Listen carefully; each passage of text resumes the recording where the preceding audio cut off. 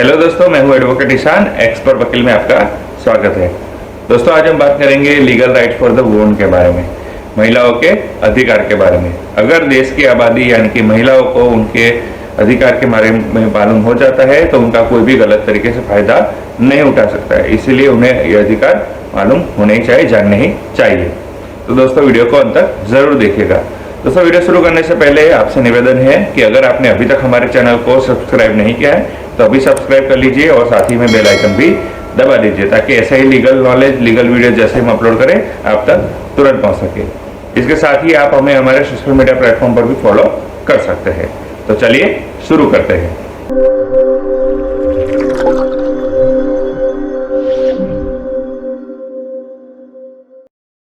पहला अधिकार है right to free legal aid, यानी कि मुफ्त कानूनी सहायता का अधिकार। अगर किसी महिला के साथ कोई अत्याचार होता है तो पुलिस की जिम्मेदारी बनती है कि वो लोकल सर्विस अथॉरिटी का संपर्क करे या फिर महिला का संपर्क करे और मामले की पूरी डिटेल उन्हें दे ताकि पीड़ित महिला को मुफ्त कानूनी सहायता मिल सके। और अगर पुलिस किसी महिला को गिरफ्तार करती है यानी कि कोई महिला आरोपी है तो उसे गिरफ्तार करने के बाद महिला ये अपील कर सकती है सरकार से, कोर्ट से, कि उसे कानूनी सहायता दी जाए। तो कानूनी सहायता समिति का संपर्क करने के बाद उसे वकील की व्यवस्था दी जाती है जो कि बिल्कुल फ्री है। दूसरा अधिकार यह है कि राइट टू अनटाइमली रजिस्ट्रेशन, यानी कि अगर किसी महिला के साथ कोई अत्याचार होता है और वो किसी कारणवश या फिर डर की वजह से वो अपनी कंप्लेंट लिखवाने में नहीं जाती है और काफी समय के बाद अगर वो कंप्लेंट लिखवाने जाती है तो पुलिस उसे ऐसा नहीं कह सकती है कि आपकी कंप्लेंट हम नहीं लिख सकते, आपने बहुत देर कर दी, आपको पहले आना चाहिए था। कानून में ये प्रावधान दिया गया है और महिला को अधिकार दिया गया है कि महिला जब चाहे तब अपनी कंप्लेंट दर्ज करा सकती है। तीसरा अधिकार है राइट टू वर्चुअल कंप्लेंट, यानी कि अगर किसी महिला के साथ कोई अत्याचार होता है और वो पुलिस स्टेशन जाने में झिझक रही है, उसे कंफर्टेबल फीलिंग नहीं हो रहा है, तो वो अपनी कंप्लेंट बाय पोस्ट या बाय ईमेल कर सकती है एसपी को, और एसपी को ईमेल या पोस्ट करने के बाद जब उन्हें उनकी कंप्लेंट मिलती है, महिला की कंप्लेंट, तो एसपी एसएचओ को वो कंप्लेंट डायरेक्ट फॉरवर्ड करके उसे एफआईआर दर्ज कराने के ऑर्डर दे सकते हैं। महिला को अगर कंफर्टेबल नहीं होता है तो वो पुलिस स्टेशन ना जाके बाय मेल या बाय पोस्ट भी अपनी कंप्लेंट कर सकती है। ये भी कानून में प्रावधान दिया गया है, महिला को यह अधिकार दिया गया है कि राइट टू वर्चुअल कंप्लेंट। चौथा अधिकार है राइट टू जीरो एफआईआर, यानी कि अगर किसी महिला के साथ कोई अत्याचार होता है तो ऐसा जरूरी नहीं है कि वो जहां अत्याचार हुआ है जिस एरिया में, उसके नजदीकी एरिया में ही पुलिस स्टेशन में ही वो एफआईआर दर्ज करा सकती है। वो कोई भी पुलिस स्टेशन में जाके, किसी भी पुलिस स्टेशन में जाके वो अपनी एफआईआर यानी अपनी कंप्लेंट दर्ज करा सकती है। यानी कि महिला को अधिकार दिया गया है कि राइट टू जीरो एफआईआर, यानी कि किसी भी पुलिस स्टेशन में जाके वो अपने मामले की दर्ज करा सकती है। पांचवा अधिकार है right to no arrest after sunset और बिफोर सनराइज। किसी भी महिला को अगर गिरफ्तार करनी होती है, अगर वो महिला आरोपी है, तो उसे कोई महिला अफसर ही उसे गिरफ्तार कर सकती है, और वो भी दिन के टाइम में, यानी कि सूर्यास्त के बाद और सूर्योदय से पहले किसी भी महिला को गिरफ्तार नहीं किया जा सकता। ये प्रावधान सीआरपीसी सेक्शन 46 सब सेक्शन 4 में दिया गया है। अगर गिरफ्तारी जरूरी है और क्राइम सीरियस है तो पुलिस को मैजिस्ट्रेट के लिखित ऑर्डर होने जरूरी है, और उसमें ये रीजन भी लिखा होता है कि किन कारणों की वजह से रात में गिरफ्तारी महिला की जा रही है, और वो भी रात में जब गिरफ्तारी करते हैं तब भी महिला अफसर की होना जरूरी होता है। छठा अधिकार ये है कि right to not being called to the police station, यानी कि महिला को पुलिस स्टेशन जाने से वो मना भी कर सकती है। अगर कोई पुलिस ऐसा कहते हैं, पूछताछ के लिए महिला को बुलाते हैं पुलिस स्टेशन, तो महिला ये कह सकती है, सीआरपीसी सेक्शन 160 में ये प्रावधान किया गया है कि महिला पुलिस स्टेशन जाने से मना कर सकती है। वो ये कह सकती है कि आपको जो भी पूछताछ करनी है आप मेरे घर पे आके पूछताछ कीजिए, मैं पुलिस स्टेशन नहीं आना चाहती हूँ, ऐसा ये महिला कह सकती है। ये अधिकार महिला को दिए गए, यानी कि right to no being called to the police station. सातवां अधिकार है राइट टू कॉन्फिडेंशियलिटी, यानी कि नाम सार्वजनिक न करने का अधिकार, नाम छुपाने का अधिकार।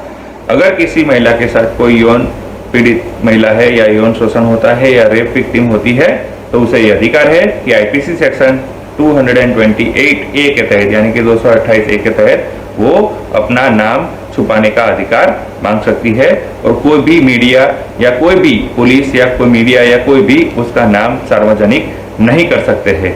ये अधिकार कानून में दिया गया है महिला को। और इसके साथ ये गाइडलाइंस भी जारी की गई है कि अगर रेप विक्टिम का कोई केस होता है तो उसमें कुछ गाइडलाइंस जारी की है, जो कि पहली है कि रेप की जो शिकायत है, जो केस है, उसकी सुनवाई केवल महिला जज ही करेगी।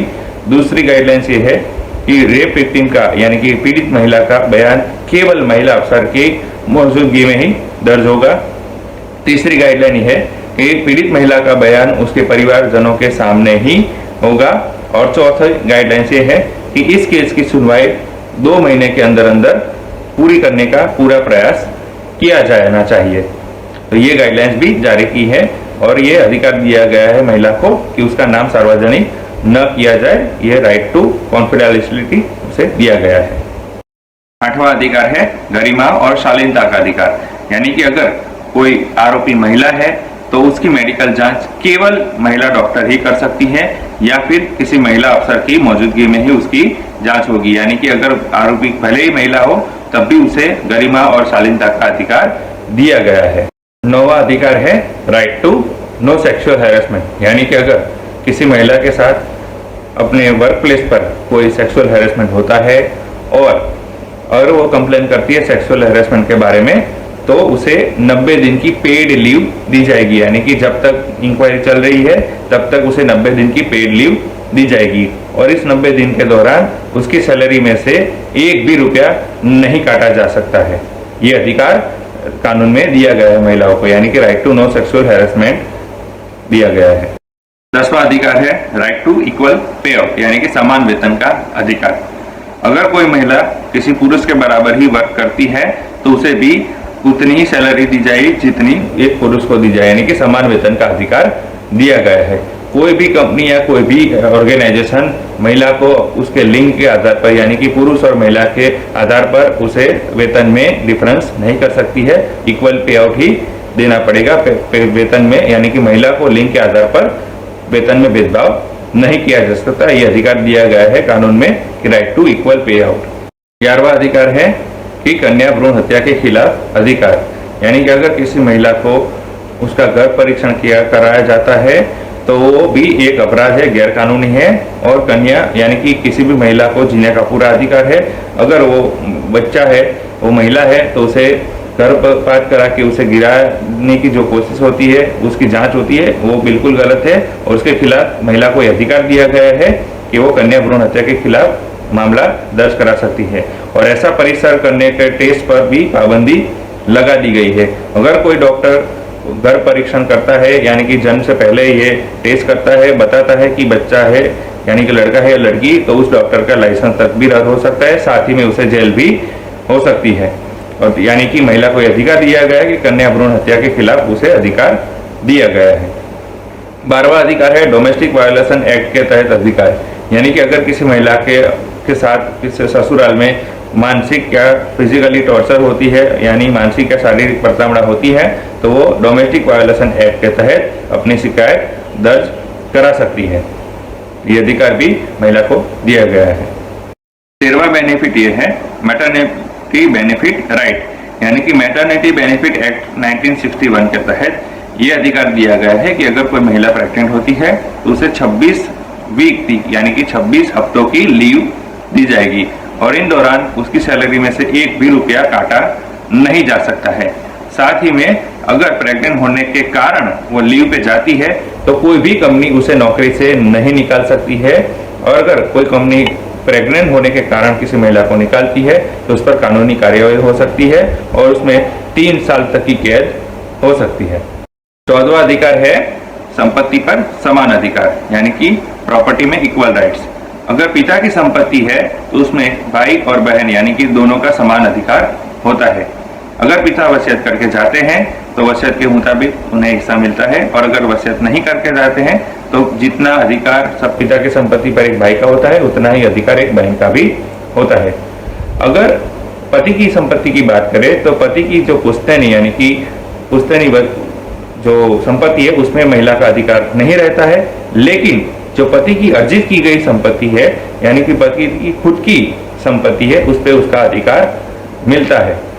15वां बेनिफिट है मेंटेनेंस का अधिकार, यानी कि अगर किसी महिला और हस्बैंड के साथ उसके पति के साथ कोई व्यवहारिक विवाद होते हैं और वो किसी कारणवश अलग रहती है तो वो अपने मेंटेनेंस के लिए यानी कि अपने जीवन गुजारने के लिए मेंटेनेंस की मांग कर सकती है। सीआरपीसी सेक्शन 125 में प्रावधान किया गया है कि अगर महिला अपने जीवन को चलाने के लिए असमर्थ है तो वो अपने पति से मेंटेनेंस के लिए केस कर सकती है। ये अधिकार सीआरपीसी सेक्शन 125 में दिया गया है। तो ये सारे अधिकार थे जो कानून के द्वारा इस महिला को दिए गए हैं। इसके साथ ही किसी भी महिला के साथ अगर कोई अत्याचार होता है तो वो क्राइम अगेंस्ट वुमेन सेल में भी अपनी शिकायत दर्ज करा सकती है। साथ ही में 100 नंबर डायल करके भी अपनी शिकायत दर्ज करा सकती है। इसके अलावा महिला हेल्पलाइन नंबर 1091 पर भी अपनी शिकायत दर्ज करा सकती है और सातों दिन 24 घंटे किसी भी पुलिस स्टेशन में जाके अपनी शिकायत दर्ज करा सकती है। तो ये पूरी इंफॉर्मेशन थी कि महिलाओं के लिए क्या अधिकार कानून में दिए गए हैं। तो कैसी लगी ये इंफॉर्मेशन जरूर बताइएगा। दोस्तों अगर आपको वीडियो अच्छा लगा है तो इसे लाइक कीजिए, शेयर कीजिए। कोई भी सवाल हो तो आप कमेंट कर सकते हैं या फिर हमारे नंबर पर कॉल कर सकते हैं।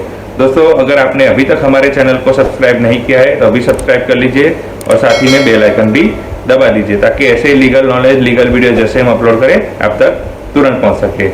इसके साथ ही आप हमें हमारे सोशल मीडिया प्लेटफॉर्म पर भी फॉलो कर सकते हैं। और इस वीडियो को पूरा देखने के लिए धन्यवाद।